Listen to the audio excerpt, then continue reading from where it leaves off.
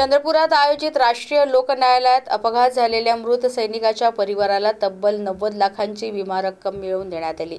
2021 साली जिल्ह्यातील चिमूर तालुक्यातील पेंढरी येथे राहणारे BSF जवान पूनमचंद्र चौके सुट्टीवर घरी आले असता त्यांचा रस्ते अपघातात मृत्यू झाला। परिवाराने अपघात विमा रक्कम मिळावी यासाठी न्यायालयात दावा सादर केला होता। दोन्ही बाजूंनी सामंजस्याने हा दावा तडजोडीसाठी लोक न्यायालयात आणला। यात विमा कंपनीने सैनिकाचा पगार आणि पत्नी, 2 मुले आणि आई अशी आश्रितांची संख्या बघता 90 लाख रुपये देण्याचा दावा मान्य केला। आज मयताची पत्नी मनीषा पूनमचंद्र चौके यांना 90 लाखांचा धनादेश सुपूर्द करण्यात आला।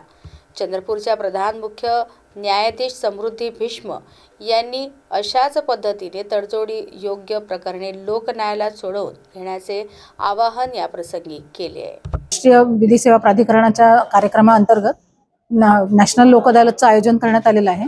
त्याच्याकरता ज्या प्रकरणांमध्ये तडजोड होऊ शकते अशी प्रकरणं न्यायालयामध्ये ठेवण्यात आलेली होती। या पॅनलवर शेख मॅडमचं हे पॅनल आहे आणि ह्याच्यामध्ये मनीषा चौके यांच्या या पिटिशनर होत्या। त्यांना 2 छोटी मुलं आहेत आणि सासूबाई आहेत त्यांच्या। तर यांचा मृतक जे होते यांचे ते आर्मीमध्ये असल्यामुळे त्यांचं आज कॉम्प्रोमाइज झालेलं आहे आणि कॉम्प्रोमाइजच्या अंतर्गत त्यांना 90 लाखाचा हा चेक देण्यात आलेला आहे। अशाच प्रकारच्या सर्वत्र तडजोडी चंद्रपूर जिल्ह्यामध्ये तालुक्यांच्या ठिकाणी देखील होत आहेत।